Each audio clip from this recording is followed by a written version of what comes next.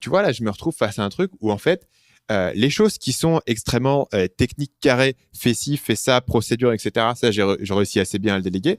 Mais dès qu'il y a une tâche qui est un peu entre les deux, il faut faire de la recherche, il faut faire un truc créatif, j'ai beaucoup plus de mal à savoir comment faire impliquer d'autres gens dessus. C'est possible et c'est probable que moi-même, tu vois, j'ai un blocage là-dessus en me disant non, mais c'est juste moi, je suis créatif, tu vois, j'ai les idées, etc. Et que du coup, j'ai une résistance là-dessus à amener d'autres gens dans le process. Est-ce que tu as des suggestions, des idées par rapport à ce concept-là? Oui, alors j'ai un peu moins d'expérience à partager sur le sujet parce que c'est aussi quelque chose que je suis en train d'explorer effectivement. Le challenge est différent parce que voilà, beaucoup de procédures c'est surtout technique, donc c'est pas très compliqué à déléguer. Dès qu'il y a de la créativité qui est impliquée, tu rajoutes une couche de complexité. Faut savoir quand même que déjà, pour se rassurer, il y a énormément d'œuvres artistiques aujourd'hui très connues qui sont le fruit d'une collaboration. Tu Ouais, je regardes pense notamment aux séries télé. Tu vois, le Oui, modèle des séries télé, moi j'essaie de m'intéresser à ça, la manière dont les showrunners ont une salle d'auteurs avec qui ils vont bosser, et ils vont balancer comme ça des idées, les différentes personnes, et en fait, la manière dont ils travaillent, c'est qu'ils ont des idées à l'origine et ils ont une espèce de réunion tous ensemble, et après, ils développent un peu leur concept, et il y a un mec qui va faire, bah toi, c'est bon, Michel, tu vas aller écrire le script, et ensuite tu nous le ramènes et on le discute tous ensemble. Et voilà, pour rebondir là-dessus, et à la fin, ils arrivent à en faire une œuvre cohérente dans les cas où ça marche, ils arrivent à faire une œuvre cohérente avec une vision, avec un arc narratif au cours de plusieurs saisons, etc. Et je me dis, mais mes vidéos YouTube, c'est moins compliqué que ça. Il n'y a pas autant de cohérence à avoir, tu vois. Donc je me dis, ça doit bien être possible, il doit bien y avoir des modèles. bah, là, dans ce cas-là, le modèle dont tu parles, il y a quand même une intégration très forte de l'équipe qui se sent vraiment impliquée dans le projet. Tu as aussi la méthode Léonard de Vinci. Faut savoir que la plupart, enfin tous les tableaux de Léonard, c'était loin d'être le seul à peindre ces tableaux, tu vois.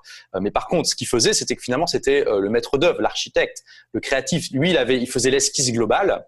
Il avait la vision, si tu veux, globale du tableau, mais c'est pas lui qui peignait tous les détails. Donc, il laissait tous les trucs qui prenaient beaucoup de temps à ses employés, à ses élèves dans son atelier. Notamment, tu sais, peindre les cheveux, c'est un truc qui prend énormément de temps. Bah, lui, il se prenait pas la tête avec ça, tu vois. Donc, tu peux déjà faire ça. Tu as la vision globale et après, tu formes des gens à gérer très, très bien certains détails qui, autrement, te prendraient beaucoup de temps et qui te prendraient du temps sur le processus créatif. Donc, première solution. Sinon, ce que je suis en train d'expérimenter, là, tu vois, tous les lundis, en ce moment, je publie une vidéo, un résumé illustré de livres.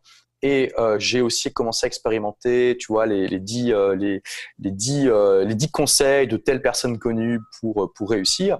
Là, j'essaie vraiment de faire ce travail en équipe avec, donc, pour prendre l'exemple des livres illustrés, il y a quelqu'un qui va aller prendre une de mes chroniques sur mon blog des livres pour changer de vie, qui va le transformer en PowerPoint avec des instructions pour le résumer, pour faire en sorte qu'il y ait vraiment un tout cohérent. J'ai donc mon executive assistant Elisabeth qui va checker le PowerPoint, vérifier que ça correspond bien à ma philosophie, etc. Ensuite, moi, j'ai le PowerPoint qui est prêt, je le consulte et puis je vais tout simplement m'enregistrer en train de lire les bullet points et en faisant des commentaires, tu vois. Et après, il y a quelqu'un qui va aller illustrer la vidéo. Donc, tu vois, j'essaie d'expérimenter là-dedans et finalement le processus créatif, bah, il vient déjà de la chronique à la base et aussi de ce que je vais dire en live pendant que j'enregistre la vidéo. Donc une manière de fonctionner, tu vois, parmi d'autres. Je sais aussi discuter, je crois, avec un journaliste. C'était un journaliste qui me parlait d'un animateur de radio connu qui me dit, tu sais, il a des assistants qui l'aident, qui prémâchent le travail pour les émissions et tout ça, qui lui font des boulets de pointe, des sujets importants, et puis après il va savoir partir à partir de là, tu vois. Donc tu peux avoir aussi comme ça des gens qui te prémâchent le travail, qui travaillent en mode boulet de pointe, et à partir de là, toi tu sais développer à partir de ça. C'est ce qu'on a actuellement sur le podcast, là. C'est quelque chose que j'ai commencé à faire il y a quelques temps et maintenant, on est assez bon là-dessus sur le podcast. C'est-à-dire que, en fait, là, j'ai un document, je vais l'ouvrir, qui s'appelle Recherche Olivier Roland, qui fait 3 pages. Et Ok. avec un peu, voilà, parce que moi, je savais des trucs sur toi, si tu veux, mais j'aime bien que quelqu'un me refasse tous les trucs et surtout qu'il aille voir tes interviews parce que j'ai pas envie de faire les mêmes interviews que tout le monde a fait. Et quand c'est quelqu'un comme toi qui en a fait beaucoup, j'aime bien qu'il aille voir les interviews et qu'il ressorte s'il y a des choses intéressantes, tu vois. Et ça fonctionne plutôt bien. Donc là, c'est un truc sur lequel moi j'ai fait du progrès parce que là, en gros, je pense que au lieu de passer 1 heure et demie à vraiment aller creuser dans ce que tu fais, etc., quelqu'un d'autre peut vraiment faire ce travail-là et me le ressortir sur un document en fait de 3 pages. Oui, exactement. La recherche, c'est un des trucs les plus facilement externalisables. Pour mon livre, donc tout le monde appelle la chance de tes études, il y a plus de 400 références scientifiques dedans. Clairement, j'ai pas pu les trouver moi-même. J'avais une équipe de 3 assistants de recherche qui m'aidaient là-dessus. Et voilà, ça c'est tellement facile de trouver des gens qui peuvent t'aider à faire des recherches, à compiler du savoir pour toi. Et je veux dire, aujourd'hui, tu peux tellement, enfin, ça dépend du budget que tu as, bien sûr, mais c'est pas trop dur de trouver des gens à des prix raisonnables sur Upwork. Et voilà, ce que je faisais, c'est que je donnais la même tâche à 2 ou 3 personnes de recherche. Ensuite, elles revenaient avec leur propre synthèse et je faisais la synthèse des synthèses. Tu vois? Ça, c'est intéressant parce que les gens, chacun va avoir son propre biais, sa propre approche, etc.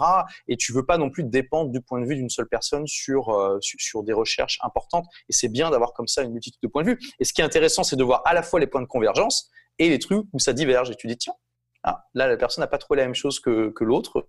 Qu'est-ce qui se passe, tu vois? Ouais. Et puis là, pour le coup, tu vois, on est dans la méthode un peu Léonard dans le sens où je pense que c'est vraiment le plus simple, c'est le 20-80. Tu identifies les démarches, les process techniques dans ta démarche de créativité, tu les délègues. C'est assez facile à faire.